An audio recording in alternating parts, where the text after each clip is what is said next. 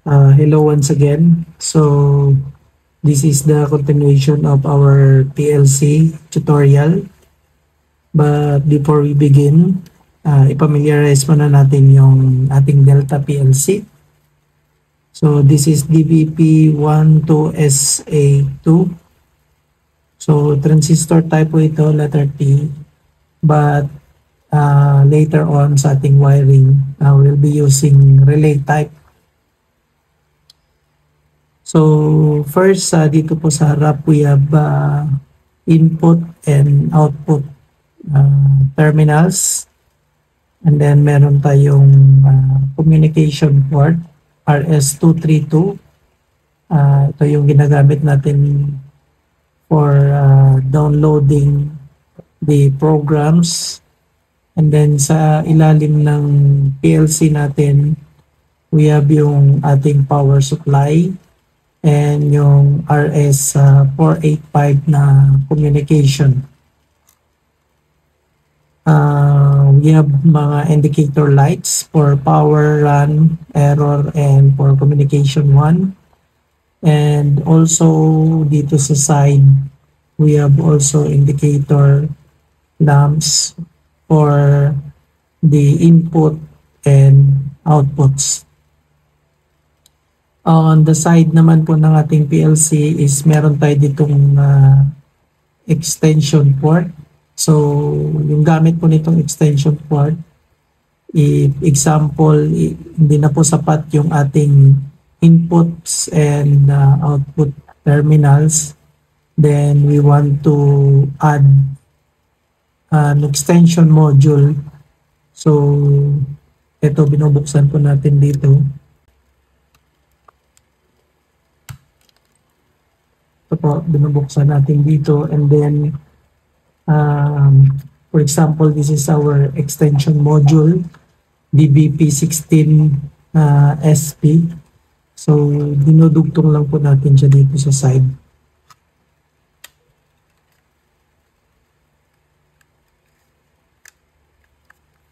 And then ito po yung lock.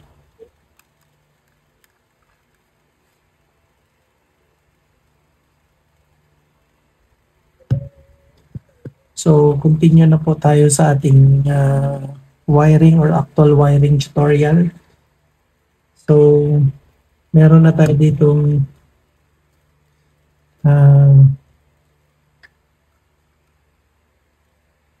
pre-assembled na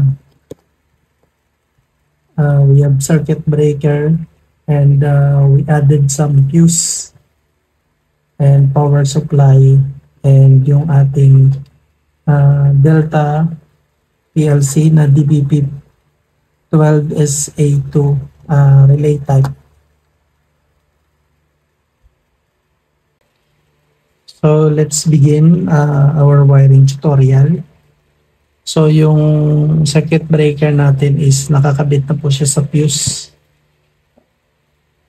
para meron tayong 4 na terminals. So, ang first natin na gagawin is to line up yung line and neutral ng ating power supply. So, we'll begin with the line.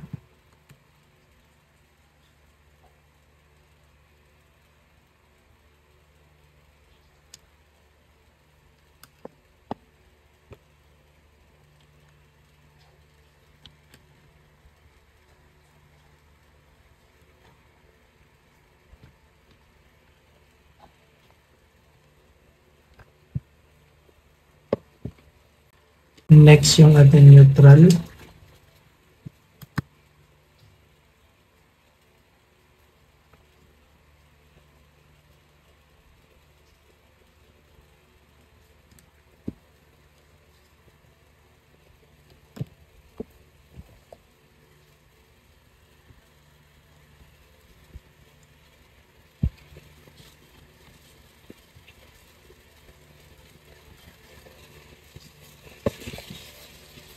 So, supposed to be yung ating ground is i-connect natin sa ating grounding bus. Pero for this tutorial, ililid lang muna natin siya na hindi nakakonect. Yung PLC natin is supplied na yung kanyang connection for the DC power,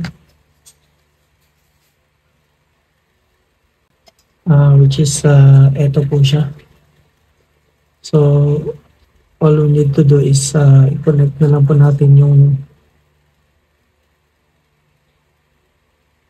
power supply.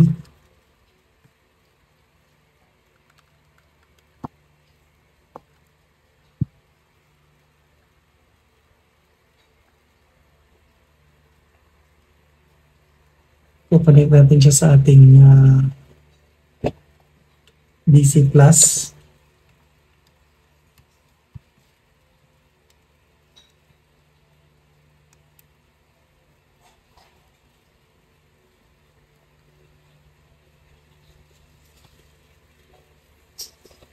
Then next is yung kanyang DC minus or negative.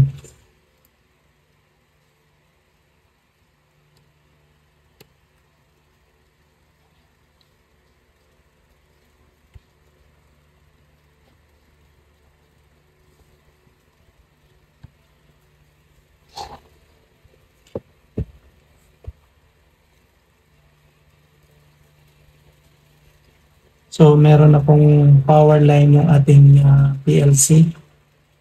So next natin na ikakabit is yung kanyang sourcing and syncing. So since yung screw po nitong terminal na to is nasa gilid, hindi po natin maabot. So pwede po natin kunin to.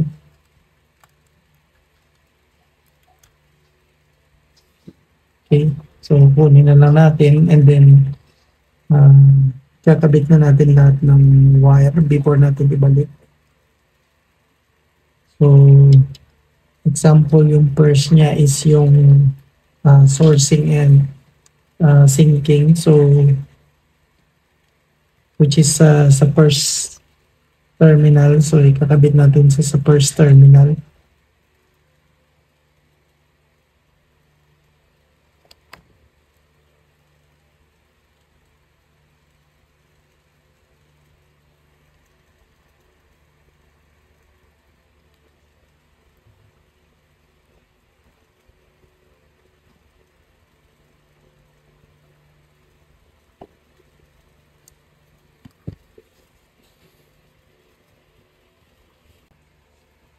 Next is yung kanyang X0.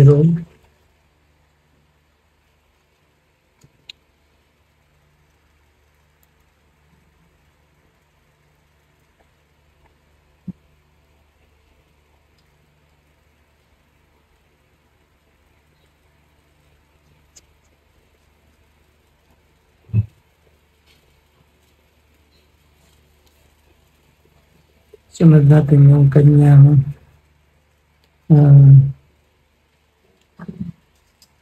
X1.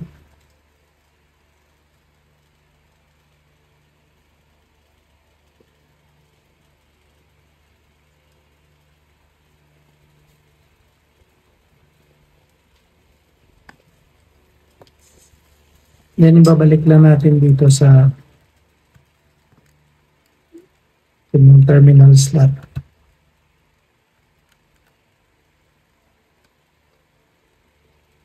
So yung SS is manggagaling po to sa may positive line ng ating power supply.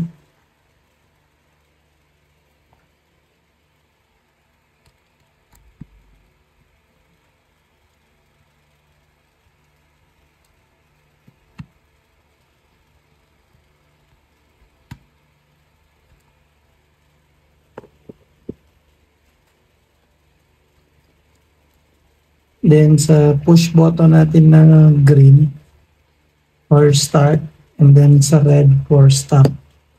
So first kailangan natin maglagay dito ng negative line which is coming from our negative terminal ng power supply. So this is negative DC. So i-connect natin siya sa normally open terminal ng ating push button.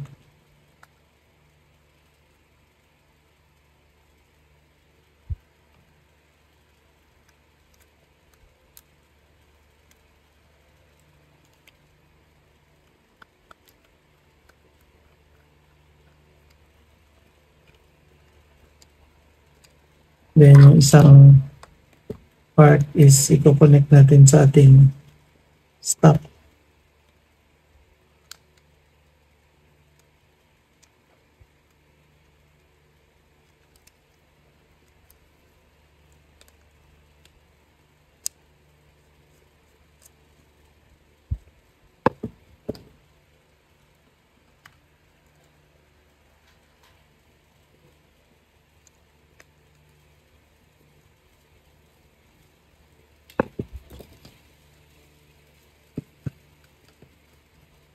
Then itong DC negative is i-connect natin dito sa negative source ng ating power supply.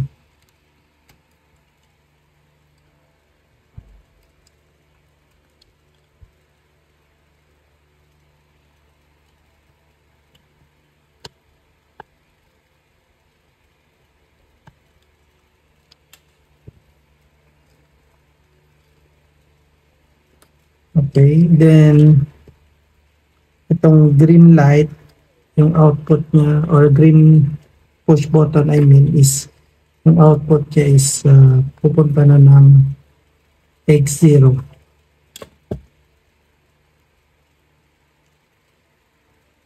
So ito kanina yung ating X0.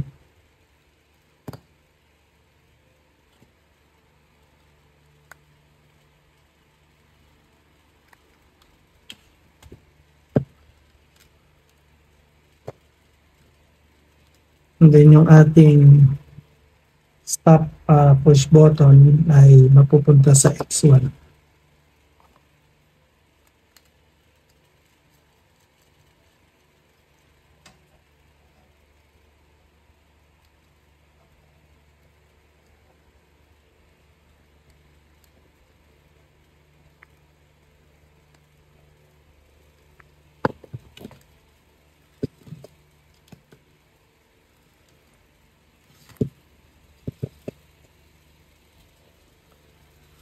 So next is pupunta tayo sa kanyang output side.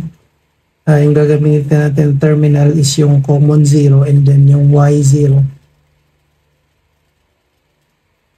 So yung common 0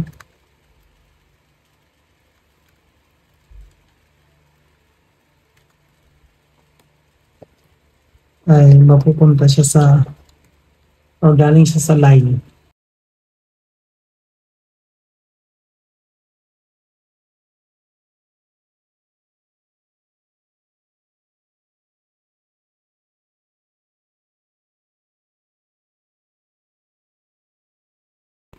Then next natin ikakabit is yung Y0.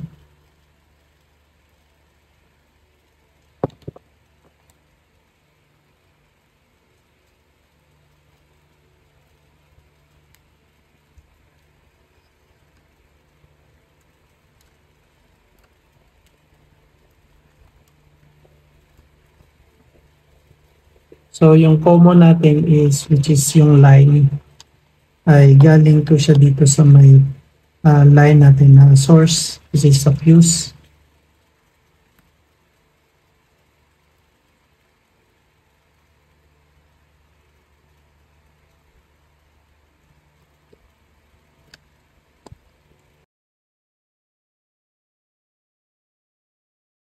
Then yung ating Y0 is mapupunta dito sa ating indicator lamp or pilot lamp.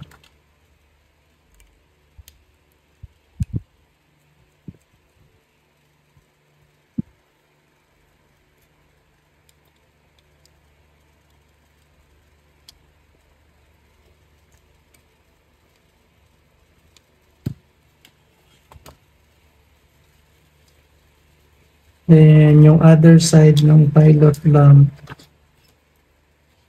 ay mapupunta sa ating neutral.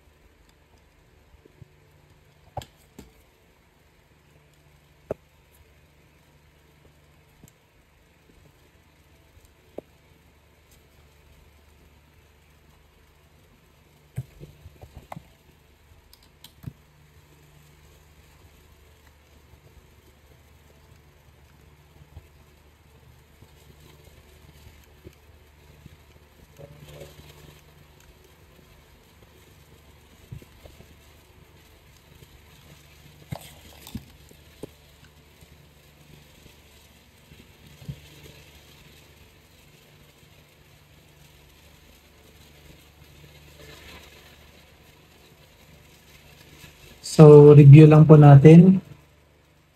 First, from the circuit breaker, pumunta siya ng fuse. Meron tayong dalawang line and dalawang neutral.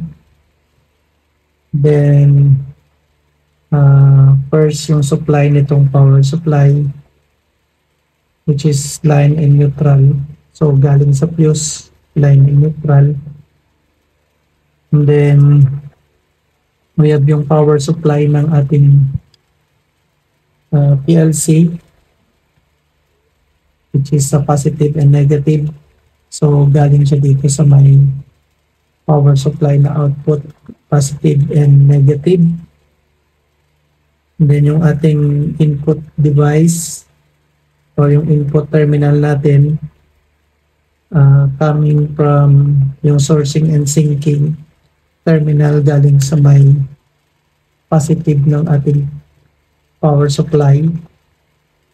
And then we have yung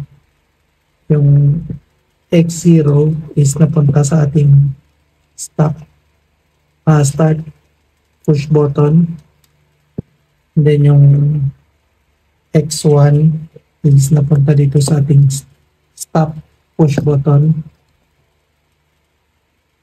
And then meron din siyang line from the negative. And then nag-supply na rin tayo ng negative line dito. And then sa output natin from the common zero is galing sa may line. And then yung Y0 natin pumunta dito sa ating pilot lamp. And then yung kanyang neutral side is galing dito sa may circuit breaker.